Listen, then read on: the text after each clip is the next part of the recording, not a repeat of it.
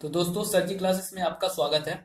जैसे कि आप जानते हैं कि यहाँ पे आपके लिए जो है फिजिक्स और केमिस्ट्री का जो है सीरीज चालू किया गया है, जिसमें कि आपका जेई और आपका एएलपी और ग्रुप डी का जितने भी क्वेश्चन आए हुए हैं फिजिक्स केमिस्ट्री का, वो मैं यहाँ पे आपको करा रहा हूँ, ठीक है। और मैं आपसे एक रिक्वेस्ट करता हूँ कि जिस तरह से मैं आपको यहाँ पे सीरीज करा रहा हूँ, उसी तरह से आप भी जो है रेगुलर बेसिस पे अपना 30 मिनट निकाल कर डेली का डेली आप देखते चलिएगा। तो होगा क्या है कि आपका पेपर आते आते बहुत सारा जो है क्वेश्चन आपको क्या हो जाएगा कि समझ में आ जाएगा और कंसेप्ट हमेशा के लिए आपका अपना हो जाएगा। इस सीरीज की सबसे खासियत बात यह है कि यहाँ पे हम शॉर्टकट में आपको जो है थ्योरी भी बता रहे हैं। तो एक क्वेश्चन के साथ साथ आपको 3 या 4 क्वेश्चन मैं आपको बताने की कोशिश कर रहा हूँ। तो उम्मीद करता हूँ कि इस सीरीज का जो है आप फायदा ज्यादा से ज्यादा हो सकता है उठाएंगे और अपने दोस्तों को भी ये वीडियो जो है शेयर करते रहिए। तो चलिए आज का जो हम लोग सीरीज चालू करते हैं। आज का जो क्वेश्चन है आप लोग भी जो है आंसर इसका देते रहिएगा। ये सारे क्वेश्चन देखिए आपका ग्रुप डी, एएलपी और जेई से लिया गया है, ठीक है। आप देख भी सकते हैं कि इसी फॉर्मेट में आपका पेपर यदि आप दिए होंगे तो इसी फॉर्मेट में आता है और वहीं से डायरेक्ट ये लिया गया है, ठीक है। कोई भी मतलब ऐसा नहीं क्वेश्चन इसमें मिलेगा जो कि मतलब कि विदाउट मतलब आरआरबी के मतलब कि उसके अलावा लिया गया हो। पूरा का पूरा आरआरबी का ही यहाँ पे लिया गया है, क्योंकि रेलवे को ही फोकस करके ये पूरा सेट और सीरीज बनाया गया है, ठीक है। तो देखिए यहाँ पे ये क्वेश्चन जो दिया गया है, इस वाले में बोला जा रहा है आपको कि how many mole are present in 51 gram of ammonia. Atomic mass यहाँ पे दिया गया है, एन का जो है आपका 14 होता है और एटॉमिक मास ऑफ एच का जो है 1 दिया गया है। तो पूछा जा रहा है कि यदि आपका 51 ग्राम ऑफ अमोनिया है तो उसमें जो है मोलों की संख्या कितनी होगी। तो देखिए मोलों की संख्या के लिए आपको एक सिंपल फार्मूला जो है याद रखना होगा। मोलों की संख्या क्या होती है आपका कि आपका गिवन मास, ठीक है, गिवन मास अपॉन में जो होगा आपका मोलर मास, मोलर मास। तो देखिए यहाँ पे क्या है कि आपका जो मॉलिक्यूल्स दिया गया है वो क्या है, अमोनिया है। अमोनिया का यदि आप फार्मूला देखिएगा तो क्या होता है, NH3 होता है, ठीक है। ये अमोनिया है। अमोनियम का क्या होता है, NH4 होता है। तो वो भी आप नोट डाउन कर लीजिएगा। अब देखिए यहाँ पे मोलर मास इसका निकालना पड़ेगा। तो मोलर मास जैसे देखिए यहाँ पे दिया हुआ एन की कितना है आपका यहाँ पे 14 है। तो ये क्या हो जाएगा 14 प्लस ये आपका एच के लिए दिया है, एक एच के लिए 1 है तो यहाँ पे 3 एच है, तो कितना हो जाएगा आपका ये 17 हो जाएगा। यानी कि मोलर मास की यदि मैं बात करूं तो ये कितना हो गया आपका, ये मोलर मास 17 हो गया। और गिवन मास की बात करूं तो यहाँ पे कितना दिया गया है, 51 दिया गया है। तो इसको आप कैंसिल आउट कर दीजिएगा तो कितना हो जाएगा आपका 3 मोल हो जाएगा। यानी कि 51 ग्राम ऑफ अमोनिया में जो मोलों की संख्या होगी वो कितनी हो जाएगी, 3 हो जाएगी। और एक चीज और भी आप याद रखिएगा कि 1 मोल जो होता है वो कितने के बराबर होता है, यही 1 मोल है। 1 मोल इक्वल टू कितना होता है, 6.022 इंटू 10 के पावर 23 होता है, ठीक है। ये आपका एटम हो सकता है, ठीक है, आयंस होता है, पार्टिकल्स हो सकता है। तो ये चीज आप जो ध्यान रखिएगा, डायरेक्ट ये भी पूछ लिया जाता है। तो उम्मीद करता हूं कि आपको समझ में आया होगा। नेक्स्ट क्वेश्चन की बात करते हैं। यहाँ पे हम देखिए यहाँ पे दिया गया है कि which of the following are not correctly matched, ठीक है। तो यहाँ पे देखिए एलिमेंट दिया गया है और एटॉमिक मास दिया गया है। जैसे सोडियम आपका एलिमेंट है और एटॉमिक मास कितना दिया गया है, 23 दिया गया है। तो जैसे देखिए सोडियम का क्या होता है आपका, ये 11 एटॉमिक नंबर होता है और ये आपका 23 इसका क्या होता है, एटॉमिक मास होता है। इसी तरह यदि हम क्लोरीन की बात करें तो देखिए क्लोरीन का क्या 70 जो होता है एटॉमिक नंबर होता है और इसका जो एटॉमिक मास होता है वो कितना होता है, तो वो आपका 35.5 होता है, ठीक है। इसके बाद कार्बन की बात करें तो इसका एटॉमिक नंबर 6 होता है और इसका एटॉमिक मास क्या होता है आपका 12 होता है। और सल्फर की बात करूं तो सल्फर का जो होता है इसका एटॉमिक नंबर 16 और इसका एटॉमिक मास जो होता है वो क्या होता है आपका 32 होता है। तो ये सारे चीज जो है आपको एक से कम 1 to 20 तक जो है आपको याद होने चाहिए कि एटॉमिक जो मतलब एलिमेंट है वो आपका एटॉमिक नंबर उनका और आपका एटॉमिक मास, ताकि ये बहुत ज्यादा हेल्पफुल होगा। क्योंकि जैसे कि आपसे पूछ दिया जाएगा कि कैल्शियम क्लोराइड का जो है आप एटॉमिक मास बताइए, ठीक है। जैसे मैं एग्जांपल, ये क्वेश्चन जो है ये आ चुका है आपके जेई के पेपर में, ठीक है। तो यदि आपको एटॉमिक मास यदि याद रहेगा 1 से 20 तक तो आप इजीली निकाल सकते हैं। जैसे कैल्शियम का जो होता है आपका 40 होता है एटॉमिक मास और एटॉमिक नंबर 20 होता है। और आपका ये देखिए जो क्लोराइड है ये कितना होता है, इसका एक का 35.5 होता है, तो दो का कितना हो जाएगा 70 और एक 71 हो जाएगा ये।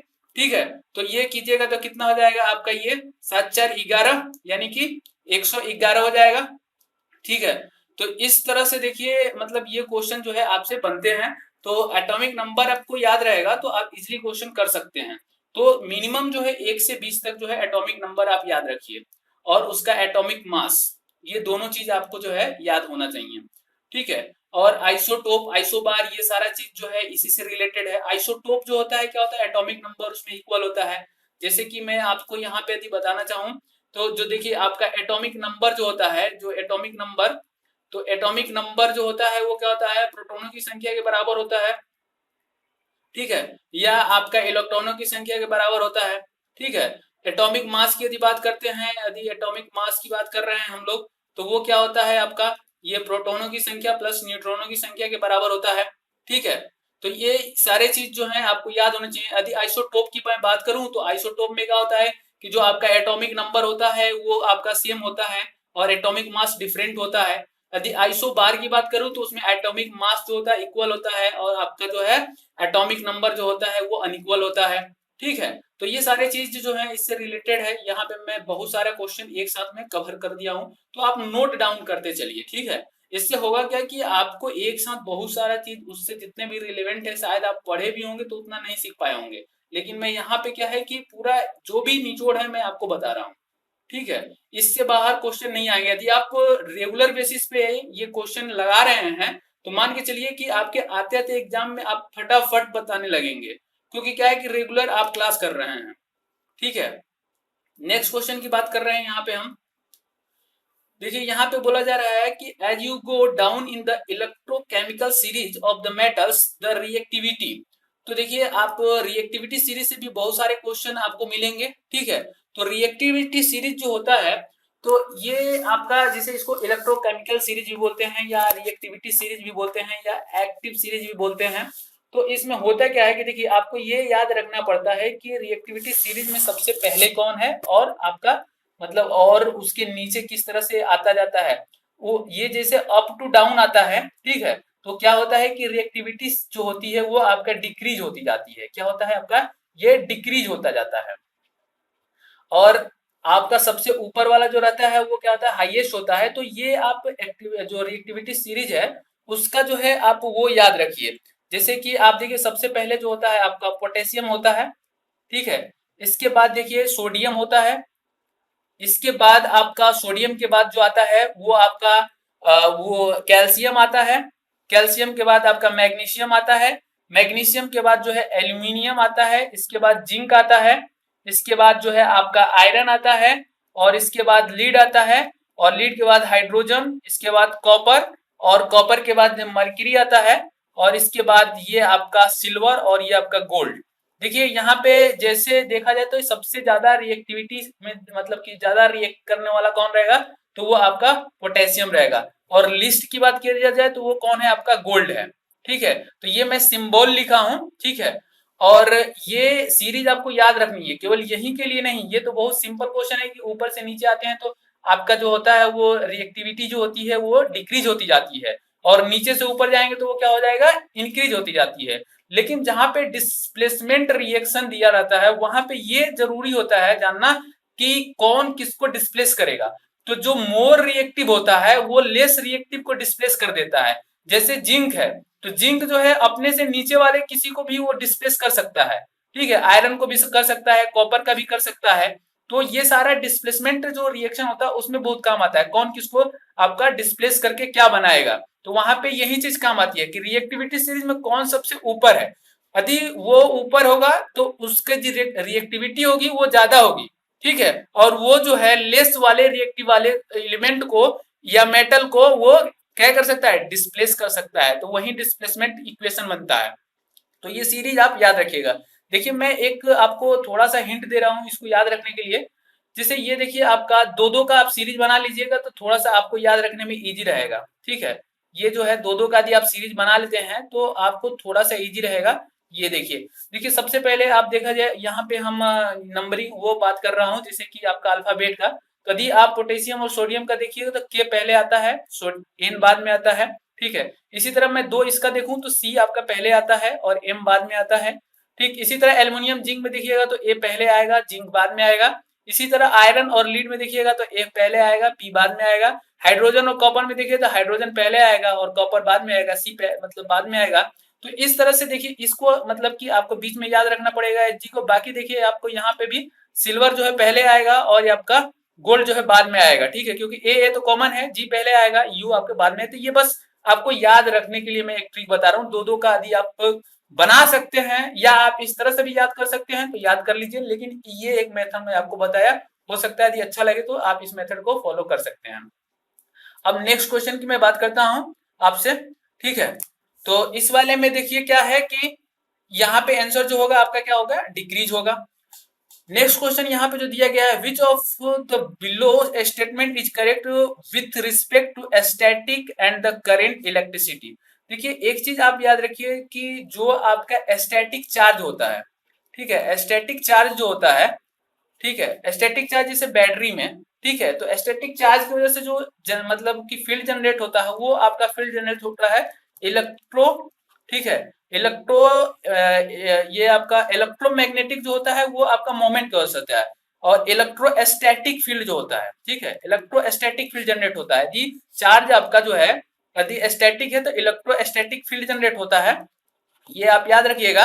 और यदि जो चार्ज है वो मूवेबल है, चार्ज यदि मूवेबल है तो वहां पर इलेक्ट्रोमैग्नेटिक फील्ड जनरेट होता है। तो ये चीज आप दो याद रखिएगा। तो उसी कंसेप्ट पे ये क्वेश्चन दिया गया है। तो देखिए आपका राइट आंसर जो है यहाँ पे, ये आप static electricity deal with the electric charge at the rest while the current electricity deal with the electromagnetic। यहाँ पे current electricity का ही है कि मतलब कि moment of charge से है। तो ये दो चीज यदि आप याद रखिएगा कि किसकी वजह से कौन सा फील्ड जनरेट होता है तो आप ये क्वेश्चन कर सकते हैं, उसी कंसेप्ट पे बेस है। स्टैटिक चार्ज जो है इलेक्ट्रोस्टैटिक फील्ड जनरेट करता है, और आपका जो मोवेबल चार्ज होता है तो वो कहता है electromagnetic charge, electromagnetic field generate करता है, ठीक है। नेक्स्ट क्वेश्चन की मैं बात करता हूं आपसे। तो देखिए यहाँ पे जो है आपका फिजिक्स का क्वेश्चन है ये।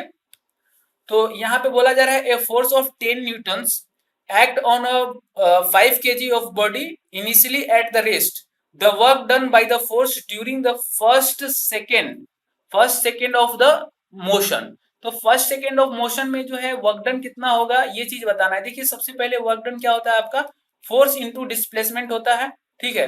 यानी कि आपका वर्क डन तभी होना मतलब पॉसिबल है या समझा जाएगा जब कोई बॉडी है, ये सपोज ये कोई बॉडी है, इस पे आप यदि फोर्स लगा रहे हैं तो आपका जो है एक तो पहले फोर्स लगना चाहिए, दूसरा कि इस फोर्स की वजह से कुछ डिस्प्लेसमेंट भी होना चाहिए, इस बॉडी में कुछ डिस्प्लेसमेंट भी होना चाहिए, तभी जो है ये बोला जाएगा कि उस पे जो है वर्क किया जा रहा है, ठीक है। तो दो चीजें मतलब कि इसमें नेसेसरी होता है फॉर वर्क डन के लिए, एक तो फोर्स और उस फोर्स की वजह से डिस्प्लेसमेंट होना चाहिए। यदि डिस्प्लेसमेंट नहीं हो रहा है तो वो आपका वर्क डन नहीं माना जाएगा। और ये अब वेक्टर क्वांटिटी की फॉर्म में लिखा जाता है तो ये क्या लिखा जाता है, cos थीटा लिखा जाता है।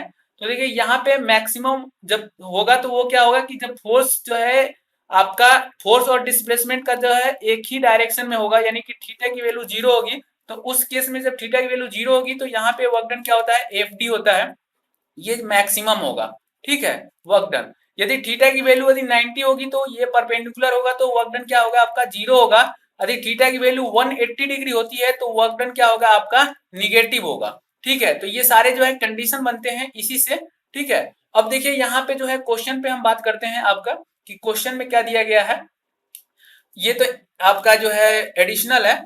यहाँ पे देखिए बोला जा रहा है कि एक कोई बॉडी है, ठीक है, ये जो है रेस्ट में है, तो रेस्ट कहने का मतलब क्या हो गया यहाँ पे U इक्वल टू 0, ठीक है। और इस पे जो है 10 न्यूटन का जो है आपको फोर्स लगा रहे हैं और ये 5 केजी का बॉडी है, ठीक है। बोला जा रहा है कि work done by the force during the first second of the motion. तो देखिए यहाँ पे आपको जो है आप जानते हैं कि जो आपका वर्क डन होता है फोर्स इंटू डिस्प्लेसमेंट होता है। फोर्स तो आपको यहाँ से मिल गया, ठीक है। डिस्प्लेसमेंट की यदि मैं बात करता हूं तो डिस्प्लेसमेंट देखिए यहाँ पे क्या होगा, एस इजकल टू आप जानते हैं UT plus half AT square, ठीक है।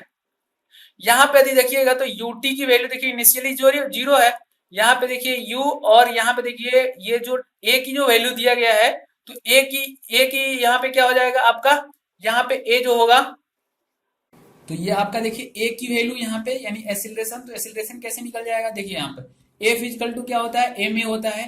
एफ की वैल्यू यहाँ पे 10 दिया गया है, एम की वैल्यू जो है आपका 5 दिया गया है, तो ए की वैल्यू निकल जाएगा, ए की वैल्यू कितना हो जाएगा 2, तो यहाँ पे जो है आप 2 रख दीजिए। और देखिए यहाँ पे बोला गया है फर्स्ट सेकेंड, ठीक है, तो फर्स्ट सेकेंड यानी कि टी की वैल्यू कितना हो गया आपका 1 हो गया, तो ये आप कैंसिल आउट हो जाएगा 2, तो एस की वैल्यू यानी कि डिस्प्लेसमेंट कितना हो गया यहाँ पे 1 आपका मीटर हो गया, ठीक है, ये आपका डिस्प्लेसमेंट हो गया। अब देखिए यहाँ पे बात करते हैं फोर्स इंटू डिस्प्लेसमेंट का, तो यहाँ पे फोर्स इंटू डिस्प्लेसमेंट यदि हम बात करें तो आपका फोर्स यहाँ पे कितना हो गया है 10 दिया गया है, डिस्प्लेसमेंट आपने जो निकाला है अभी तो वो 1 है, तो ये कितना हो गया आपका 10 जूल हो गया। तो ये आपका जो है सिंपल क्वेश्चन था, इसमें आपका 2 स्टेप करना पड़ा। आप जब यहाँ पे किए रहिएगा तो वहां पे आपका दिमाग तुरंत ही क्लिक कर जाएगा और आप कर लीजिएगा, ये सारा आपका एक्सटर्नल है। इसके बाद नेक्स्ट क्वेश्चन की बात करते हैं यहाँ पे। देखिए ये वाला क्वेश्चन जो है कई बार पूछा गया होगा कि आपका जो है what is the frequency range of the sound wave that the human ears can hear, मतलब कि ह्यूमन के जो कान होते हैं उनको सुनने के लिए जो है रेंज क्या होता है, ऑडियो इसको बोल सकते हैं आप, ऑडियो सिग्नल का जो रेंज होता है वो कितना होता है। तो आपको मालूम होगा कि 20 हर्ट्ज से ये आपका 20 किलो हर्ट्ज होता है, ठीक है, 20 किलो हर्ट्ज के बीच होता है, ये आपका ऑडियो सिग्नल होता है, ठीक है। और इंफ्रासोनिक की बात करेंगे तो लेस देन 20 हर्ट्ज का जो होता है वो आपका क्या होता है, 20 हर्ट्ज से लेस का वो इंफ्रासोनिक होता है। अल्ट्रासोनिक क्या होता है, तो 20 किलो हर्ट्ज से ज्यादा का जो साउंड होता है उसको हम लोग क्या बोलते हैं, अल्ट्रा, मतलब कि अल्ट्रासोनिक वेव बोलते हैं। तो इस तरह से ये जो है साउंड का जो मतलब कि पूरा वेव है ये आपका डिवाइडेड किया गया है रेंज में। तो ऑडियो रेंज यहाँ पे पूछा गया है, तो ऑडियो रेंज कितना है आपका 20 हर्ट्ज से 20,000 किलो हर्ट्ज, तो राइट आंसर क्या हो जाएगा आपका डी हो जाएगा। नेक्स्ट क्वेश्चन की बात करते हैं। यहाँ पे देखिए यहाँ पे बोला गया है if a body of mass 20 kg moves with a acceleration of 2 meter per second square, what is the value of the force that is being applied on it। तो मतलब कि कितना फोर्स अप्लाई किया गया है, तो ये सिंपल है, एफ इक्वल टू क्या होता है आपका एम होता है, यहाँ पे 20 दिया गया है और 2 एक्सेलरेशन दिया गया है, तो ये कितना हो जाएगा 40 न्यूटन हो जाएगा, तो राइट आंसर इसका क्या हो जाएगा आपका 40 हो जाएगा। नेक्स्ट क्वेश्चन की बात करते हैं। देखिए यहाँ पे जो है मास नंबर पूछा गया है, तो एक चीज आप देखिए याद रखिएगा, जो मास नंबर होता है, ठीक है, या आपका मास नंबर हो गया या आप एटॉमिक मास बोलिए, ठीक है, एटॉमिक वेट बोलिए, ठीक है, ये सारा जो है सेम ही होता है और ये क्या होता है आपका प्रोटॉन प्लस न्यूट्रॉन के बराबर होता है जो कि न्यूक्लियस में होता है आपका। तो यही देखिए sum of the number of protons and the neutrons in it, तो राइट आंसर इसका क्या हो जाएगा आपका सेकेंड हो जाएगा। तो और इससे रिलेटेड मैं आपको बता ही दिया हूँ आइसोटोपिक और आपका जो है आइसोबेरिक और आइसोटोपिक, ये सारे चीज हम बता दिया हूँ आपको। तो और भी कुछ यदि ऐसा लगे यहाँ पे तो नहीं है जो मतलब बताएं आपको, यदि इसके देखिए हाँ एक चीज और जान लीजिए, ये जो होता है आपका जो प्रोटॉन होता है इस पे पॉजिटिव चार्ज होता है, ठीक है, पॉजिटिव चार्ज कितना होता है 1.6 इंटू 10 के पावर आपका -19 होता है। न्यूट्रॉन पे कोई जो है चार्ज नहीं होता है, नो चार्ज होता है यहाँ पे, ठीक है, और इलेक्ट्रॉन पे जो होता है वो आपका निगेटिव चार्ज होता है, ठीक है, और वो कितना होता है -1.6 इंटू 10 के पावर -19 गुलाम होता है। तो ये सारी चीज जो है इससे रिलेटेड है, तो ये आप याद रखिएगा। और आपका एटॉमिक नंबर जो होता है आपका नंबर ऑफ प्रोटॉन और नंबर ऑफ इलेक्ट्रॉनों की संख्या के बराबर होता है, ये चीज मैं आपको पहले ही बता चुका हूं, तो वो जो भी इस टॉपिक से रिलेटेड होगा वो मैं आपको बताते चल रहा हूं। नेक्स्ट क्वेश्चन की बात करते हैं यहाँ पे। तो देखिए यहाँ पे नेक्स्ट क्वेश्चन जो है यहाँ पे जो दिया गया है आपसे, ये बोला जा रहा है if the radius of the curvature of the spherical mirror is 10 cm what will be the it's focal length. तो देखिए यहाँ पे आप जानते हैं कि जो मिरर होता है कनकेव मिरर और आपका कन्वेक्स मिरर होता है, दो होता है। तो कनकेव मिरर जैसे एक मैं एग्जांपल ले रहा हूँ, ये आपका कनकेव मिरर है, तो ये जो आपका होता है ये आपका क्या कहलाता है, ये आपका ये जो होता है ये जो सरफेस होता है ये वाला, ये आपका रिफ्लेक्टिंग सरफेस होता है, रिफ्लेक्टेड सरफेस होता है ये आपका, और ये फोकस इसका हो गया, और ये आपका क्या हो गया आपका सी यानी कि रेडियस ऑफ मतलब कि आपका कर्वेचर जो होता है सेंटर ऑफ कर्वेचर, तो यहाँ से ये वाला जो डिस्टेंस होता है सेंटर ऑफ कर्वेचर से और आपका ये पोल से, तो ये आपका डिस्टेंस जो होता है आर होता है, जिसको हम लोग क्या बोलते हैं, रेडियस ऑफ कर्वेचर बोलते हैं। ठीक है, ये जो लेंथ होता है आपका फोकस से और आपका पोल के बीच, तो ये क्या होता है आपका स्मॉल एफ होता है, इसको हम लोग फोकस लेंथ बोलते हैं। और ये जो आर होता है वो क्या होता है आपका 2 ऑफ एफ के बराबर होता है। ठीक है, तो यहाँ पे जो क्वेश्चन पूछा गया है कि यहाँ पे आपका रेडियस ऑफ कर्वेचर दिया गया है, तो आपको फोकल लेंथ निकालना है, तो वो फोकल लेंथ क्या हो जाएगा, r/2 हो जाएगा, ये आपका फोकल लेंथ हो जाएगा। तो यहाँ पे राइट आंसर क्या हो जाएगा, 5 हो जाएगा। ठीक है, इसके अलावा देखिए इससे और क्या क्या क्वेश्चन पूछे जाते हैं। तो इसके अलावा देखिए इसका जो फार्मूला पूछ लिया जाता है कि आपका लेंस का फार्मूला और आपका मिरर का फार्मूला क्या होगा। तो इसमें क्या होता है 1/v upon 1/u upon 1/f होता है, ये आपका मिरर का होता है। ठीक है, ये लेंस की बात किया जाए तो लेंस के लिए क्या होता है 1/v माइनस 1/u अपॉन में 1/f होता है, ये आपका क्या होता है लेंस का होता है। एक फार्मूला और पूछा जाता है आपसे मैग्निफिकेशन के लिए, तो मैग्निफिकेशन का क्या होता है, तो ये आपका मतलब कि जो इमेज बना हुआ है और एक्चुअल जो है आपका कितने मतलब कि u की जो वैल्यू है ऑब्जेक्ट का, वो वाला जो होता है दोनों का रेशियो, या आप जो है h2/h1 भी कर सकते हैं। यहाँ पे h2 जो है आपका जो इमेज बना हुआ है उसका हाइट है, और h1 जो है आपका जो है कि ऑब्जेक्ट का हाइट है। ठीक है, जो आपका ऑब्जेक्ट है, तो इस तरह से ये जो है आपका माइनस रहता है यहाँ पे। तो ये सारा चीज जो है आपसे पूछे जा सकते हैं। बाकी जो रिफरेंस लिया जाता है ये भी चीज आपको मालूम होना चाहिए। देखिए मैं यहाँ पे बता दे रहा हूँ, जो रिफरेंस लिया जाता है, तो आप ये पोल है, पोल से जब आप इस साइड रेफरेंस लेते हैं, यदि कोई भी वैल्यू इधर मेजर करते हैं, जैसे मान लेते हैं कि कोई इमेज जो है आपका जो है वर्चुअल बन रहा है, यानी कि मिरर के पीछे बन रहा है, तो वहां पे जो है आपका सारा चीज जो होगा पॉजिटिव में होता है। ठीक है, और इसके इधर ये सारा चीज जो होगा मेजर होगा निगेटिव में होगा। यदि मैं कनकेव की बात करूं तो एफ की जो वैल्यू होगी वो क्या होगी, निगेटिव होगी। यू की जो वैल्यू होगी वो भी क्या होगी, निगेटिव होगी। वी की वैल्यू क्या होगी, वो भी आपकी निगेटिव होगी। एक केस में बी की वैल्यू पॉजिटिव होगी, जब इसका इमेज जो है आपका पोल और फोकस के बीच रहता है, तो उसमें क्या वर्चुअल और आपका लार्ज बनता है जो कि पीछे बनता है, तो उस केस में भी की वैल्यू पॉजिटिव होती है, वो एक्सेप्शनल केस होता है। तो बाकी ये सारा चीज है, आपको एक बार जो है अच्छी तरह से सुनना है और आपका नोट डाउन करते रहिए।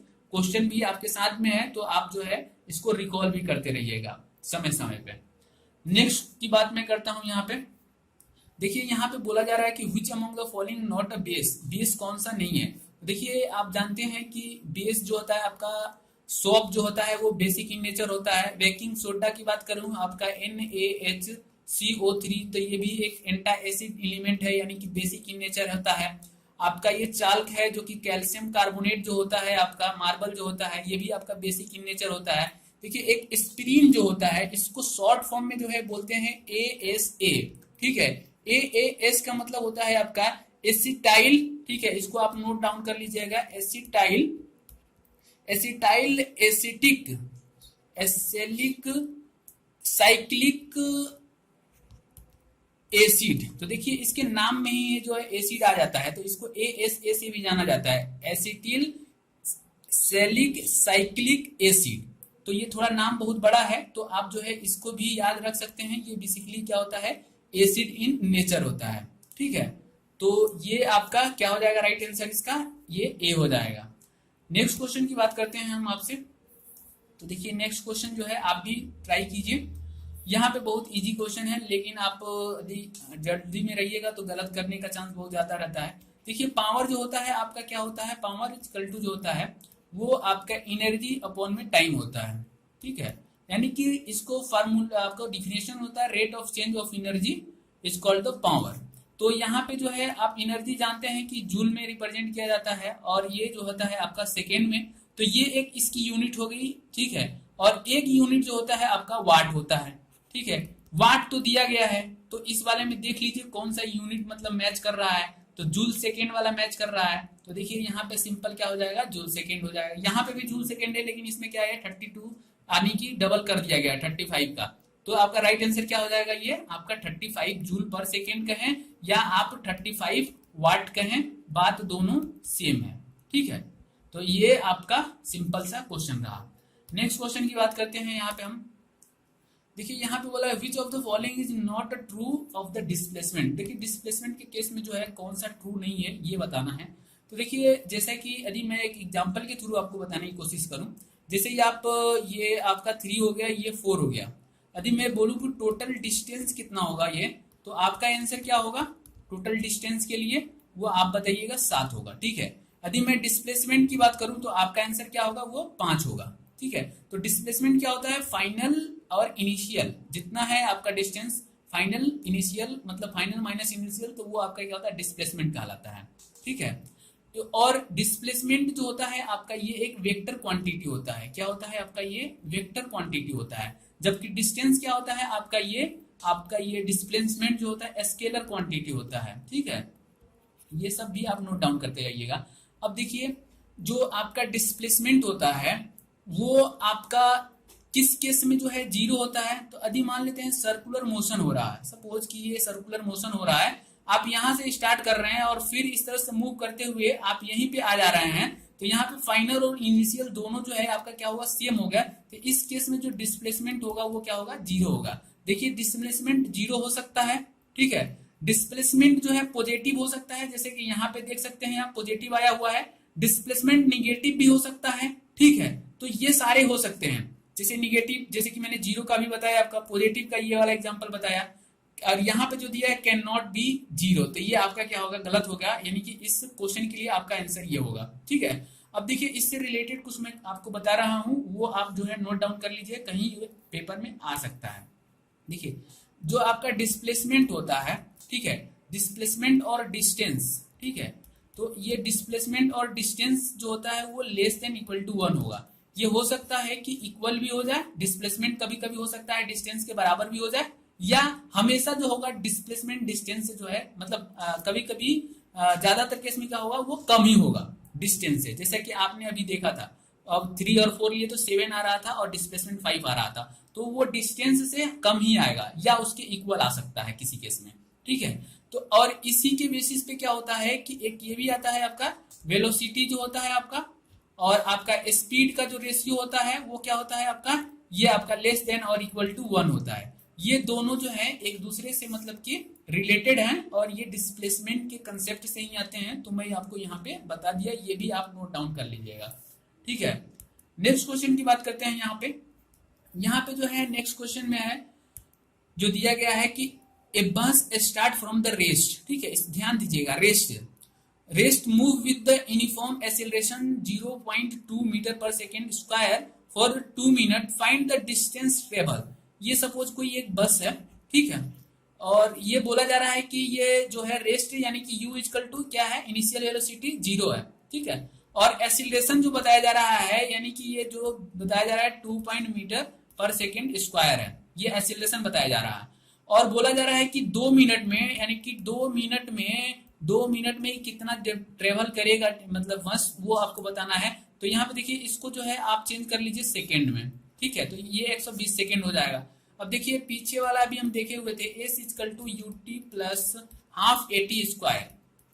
यूटी देखिए यहाँ पे 0 है, तो ये वैल्यू क्या हो जाएगी आपकी, 0 हो जाएगी। बचेगा ये वाली वैल्यू, तो प्लस 1/2। ए की वैल्यू कितनी है, तो ए की वैल्यू यहाँ पे दिया गया है 0.2 है। और टी की वैल्यू की बात करें तो यहाँ पे सेकेंड में 120 इंटू 120 हो जाएगा। जब आप इसको सॉल्व कीजिएगा तो ये कितना आ जाएगा आपका 1440 मीटर हो जाएगा। तो ये क्या हो जाएगा आपका टोटल डिस्टेंस, मतलब कितना ट्रेवल किया वो बस। ठीक है। तो ये बहुत ही सिंपल क्वेश्चन है, बाकी आपको कंसेप्ट बस एक बार समझने की जरूरत है। तो राइट आंसर क्या हो जाएगा आपका, बी हो जाएगा। नेक्स्ट क्वेश्चन की बात करते हैं। यहाँ पे हम देखिए यहाँ पे बोला जा रहा है कि hydrogen resemble carbon in habit. तो देखिए ये जो है आपको मैं पहले बताया था कि जो आपकी रिड्यूसिंग मतलब कि वो एलिमेंट होते हैं, जैसे कि आप मेटल एक्सट्रैक्ट करते हैं, तो वहां पे क्या होता है कि कार्बन यूज किया जाता है। ठीक है। तो जो कार्बन हाइड्रोजन के साथ होता है, रिसेंबल होता है, तो उनमें एक प्रॉपर्टी होती है, वो होती है रिड्यूसिंग की। ठीक है। और इसीलिए जो है हम लोग यूज करते हैं कार्बन का। तो इसका राइट आंसर क्या हो जाएगा आपका, ये मतलब कि रिड्यूसिंग प्रॉपर्टी की वजह से जो हाइड्रोजन रिसेंबल कार्बन होते हैं वो एक खास प्रॉपर्टी रखते हैं। तो राइट आंसर इसका क्या हो जाएगा आपका, ए हो जाएगा। ये वाला कंसेप्ट हम आपको प्रीवियस लेक्चर में बता चुका हूं। फिर नेक्स्ट क्वेश्चन की बात करते हैं। For an object have the kinetic energy which of the following condition is needed. तो देखिए काइनेटिक एनर्जी के लिए आपको क्या होना जरूरी है, तो आप जानते हैं काइनेटिक का फार्मूला क्या होता है, 1/2 mv²। काइनेटिक एनर्जी कहाँ पे एग्जिस्ट करती है, जब कोई बॉडी जो है आपका क्या हो, मोशन में हो, ठीक है। तो मोशन इसके लिए क्या होता है, जरूरी होता है। यदि मोशन होगा यानी वेलोसिटी होगा, वेलोसिटी होगा तो मतलब कि आपकी काइनेटिक एनर्जी एग्जिस्ट करेगा, क्योंकि बॉडी तो आपका मास तो रहेगा ही, हर एक बॉडी का अपना मास होता है, ठीक है। जब तक ये बॉडी किसी एक फिक्स वेलोसिटी से मूव नहीं करेगी तब तक जो है काइनेटिक एनर्जी आप फाइंड आउट नहीं कर सकते हैं। तो ठीक है, तो यहाँ पे काइनेटिक एनर्जी के लिए क्या जरूरी है, मोशन जरूरी है। तो इसका राइट आंसर क्या हो जाएगा, आपका मोशन हो जाएगा, ठीक है। अब देखिए इससे रिलेटेड कुछ एक्स्ट्रा नॉलेज में मैं आपको बता रहा हूँ। एक फार्मूला और होता है काइनेटिक एनर्जी का, p² आपका 2m होता है। यहाँ पे p क्या होता है, ये आपका मोमेंटम होता है, p = mv। तो इसी वाले वैल्यू को यहाँ पे रख के जो है ये निकाला जाता है। तो इस वाले रिलेशन से बहुत बार क्वेश्चन पूछे जाते हैं, ठीक है। जैसे आपको मोमेंटम बोल दिया जाएगा, दुगना कर दिया जाएगा तो काइनेटिक एनर्जी क्या हो जाएगी, तो 4 गुना हो जाएगी ये, ठीक है।